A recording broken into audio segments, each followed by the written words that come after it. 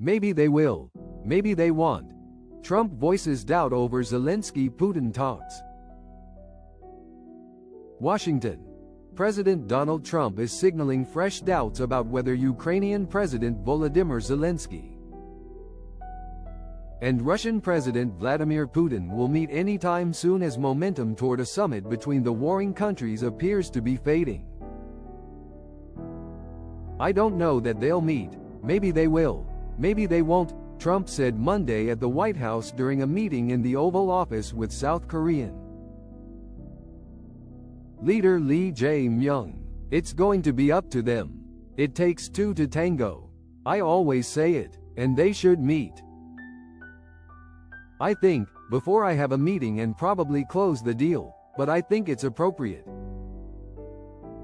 Trump praised Putin for traveling to the United States for talks, a move he said Putin was reluctant to make, but he acknowledged that the efforts to broker peace seem to have slowed.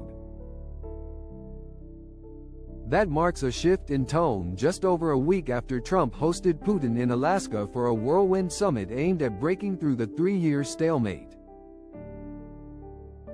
in the Russia-Ukraine war. Trump had initially suggested that back-to-back meetings between the key parties could occur within a matter of days or weeks. But he conceded Monday that organizing the meetings has proven more challenging than he anticipated and described the fight as personal for both leaders and rooted in deep animosity.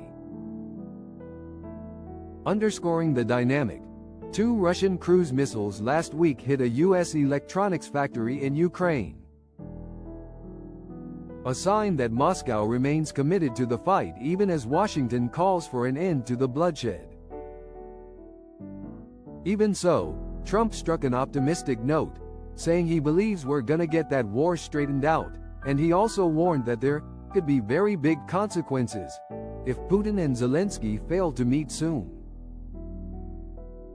"We'll see what happens over the next week or two," he said, extending the timelines and adding that he would be prepared to step in very strongly if progress stalls. On security guarantees, Trump said earlier in the day that the United States would support European efforts to secure Ukraine, but emphasized that Europe would undertake the most significant commitments. "They're right there," he said. "But we'll back it up, because I want to stop seeing people being killed." Trump's summit with Putin on August 15 ended abruptly with a planned lunch pulled from the schedule and no ceasefire deal. But Trump signaled progress, calling it productive. Zelenskyy and European leaders rushed to the White House for a high-level meeting after the summit with Putin.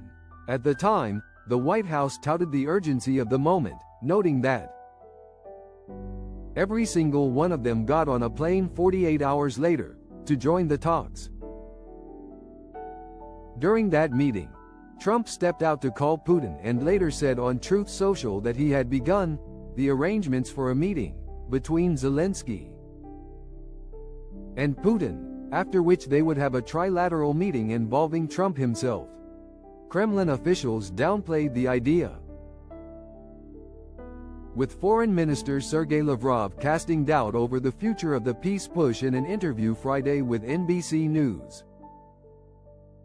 Meet the press. "There was no such meeting on the calendar," Lavrov said, adding that key issues, including territorial disputes and security guarantees for Ukraine, remain unresolved. By the end of the week, Trump's frustration appeared to be mounting. "I'm not happy about anything about that war. Nothing. Not happy at all," he said Friday, warning that the next 2 weeks could be pivotal. Asked what would happen at the end of those 2 weeks, Trump said he would weigh massive sanctions or massive tariffs or both, or do we do nothing and say it's your fight?